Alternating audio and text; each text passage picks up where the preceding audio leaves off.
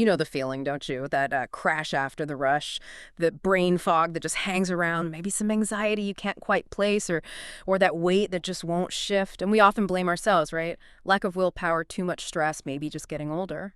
Yeah, we tell ourselves those stories.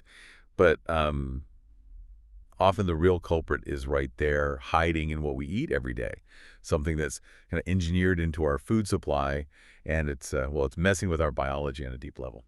So today we're doing a deep dive into sugar. And not just, cavities or your waistline. We're talking about a systemic thing, metabolic, neurological. It's a real takeover. And it hits everyone, doesn't it? From Gen Z trying to focus right through to boomers dealing with chronic health stuff. Absolutely. And what's really fascinating, truly, is how your body responds is unique. How you handle cravings, the energy swings, the metabolic effects, like a fingerprint, which is exactly why that generic advice, just cut sugar, often falls flat. It doesn't account for that individual difference. Exactly. So in this deep dive, we want to unpack why we're sort of hardwired for sweet, but how today's world has almost rewired us for ruin. We'll get into how understanding your own body's intelligence is key to breaking free. And we're pulling from quite a bit of research, including foundational stuff like sweetpoison.pdf, to really explore this.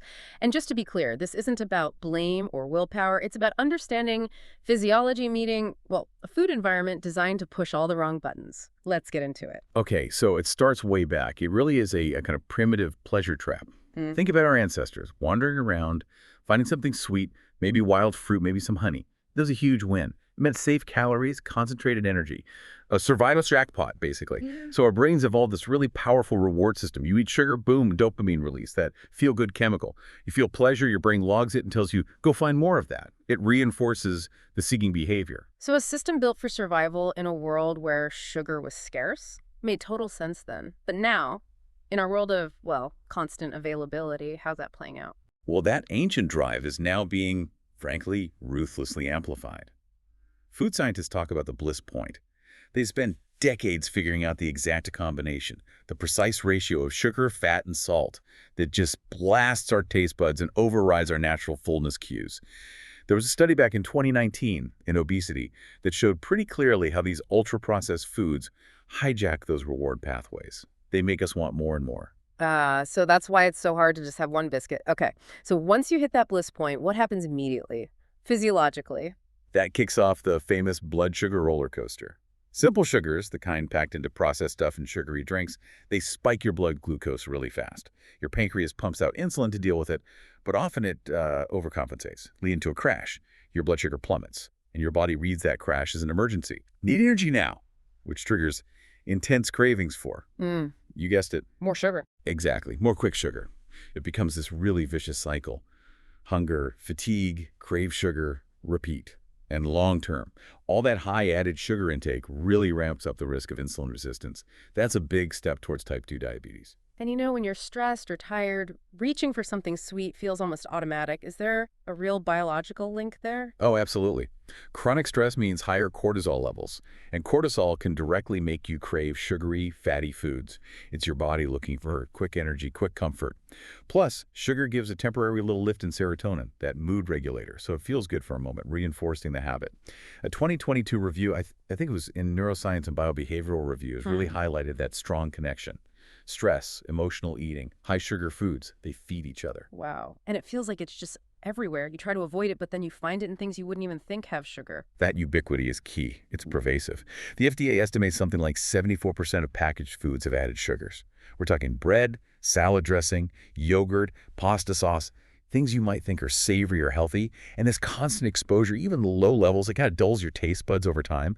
So natural sweetness, like from fruit, starts tasting less intense. You need more potent sweetness to get the same hit. And the numbers are just wild. The USDA says the average American eats about 77 pounds of added sugar per year. 77 pounds. Ooh. Compare that to our ancestors. Maybe 20 teaspoons a year from wild sources. Yeah. Today, the average American eats that much, those 20 teaspoons, roughly every 2.5 days. That's mind-boggling. An ancient system just flooded. It really is. An ancient wiring meeting a modern fire hose. And you mentioned it's hidden. I've heard there are tons of different names for sugar on labels. Must make it hard to spot. Oh, incredibly hard. There are over 60 different names. You'll see sucrose, high fructose corn syrup, of course, but also agave nectar, cane juice, maltose, dextrose, fruit juice concentrate, even things like organic brown rice syrup. Organic brown rice syrup. Sounds healthy, but it's still sugar. Exactly. It's sugar in disguise. So just glancing isn't enough. It's why even something like bread can trip you up. Some commercial white breads have nearly a teaspoon of added sugar per slice, about 3 grams. Okay, so even if you ditch the obvious stuff, candy, soda, it can still creep in. Which brings up a big question. Can sugar actually make you fat? Like, turn into fat in your body? Yes, it absolutely can, and sometimes very efficiently. Especially fructose, is mostly handled by the liver. And when there's too much, the liver converts it directly into fat, specifically triglycerides. This contributes to visceral fat, that dangerous fat around your organs. And this can happen even if your total calorie intake isn't excessive. Under certain conditions, yeah, sugar can turn into fat faster than dietary fat itself because of how it's processed metabolically. Wow. Faster than fat itself. Okay, and one more sneaky place. Medication. Yeah, that's a surprising one for many people. Lots of over-the-counter meds, especially liquid formulas for kids, chewables. They're often loaded with sugar or artificial sweeteners. It's mainly to mask bitterness, make them palatable. But it's another reason to always check the labels, even on non-food items. Okay, so we've painted a picture. Our biology loves it. The modern world pushes it. How do we actually fight back? It sounds kind of overwhelming. It can feel that way, but the key isn't about harsh deprivation. It's more about a strategic reset, making smarter choices based on understanding. Right. And the first step, like you said, labels. Becoming a label ninja. Ignore the hype on the front. Flip it over. Look for those 60-plus names for sugar in the ingredients. And specifically, find that added sugars line on the nutrition facts. Knowing the guidelines helps too. The American Heart Association says no more than 6 teaspoons, that's 25 grams, for women daily, and 9 teaspoons, 38 grams, for men. Just seeing the numbers can be a real eye-opener. Definitely. And one really practical change right away, switch up your breakfast. Move away from the sugary cereals, the pastries, the flavored yogurts. Those just start the roller coaster immediately. Try things like eggs, avocado, maybe some smoked salmon, or plain yogurt with berries and nuts. Savory options. That helps stabilize your blood sugar right from the get-go.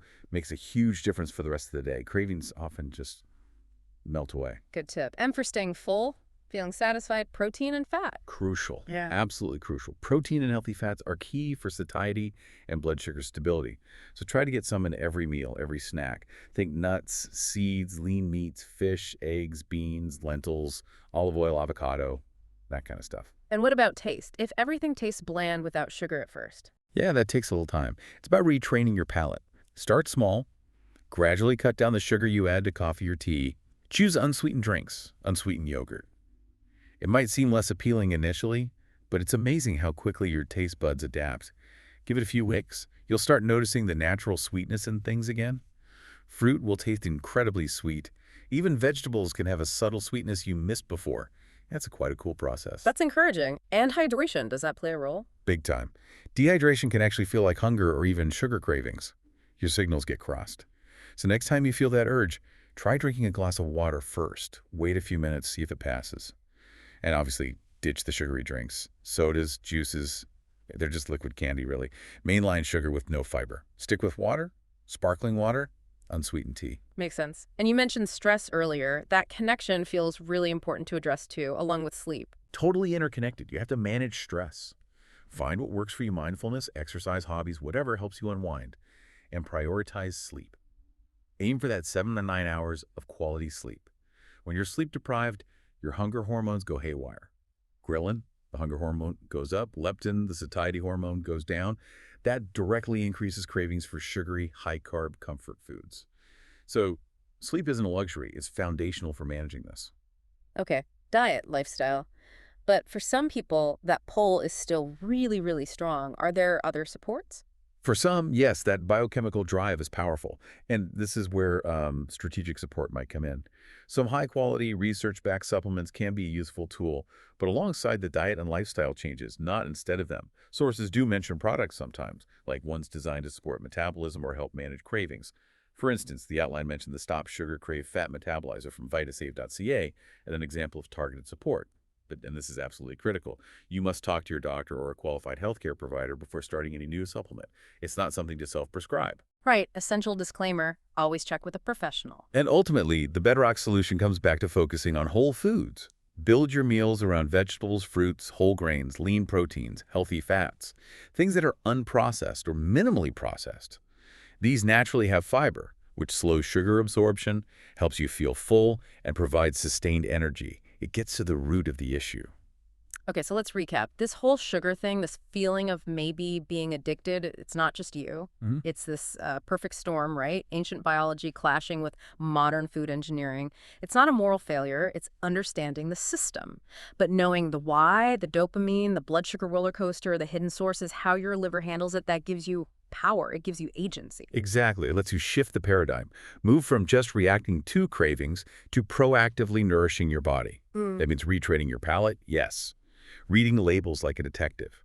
Prioritizing protein and fat. Mm. Managing stress. Maybe getting targeted support if needed and appropriate. And the goal isn't about being perfect, is it? It's about progress. It's about breaking free from that constant nagging physiological pull for sweetness, rediscovering what real, stable energy feels like. Your body will thank you. Your brain will thank you.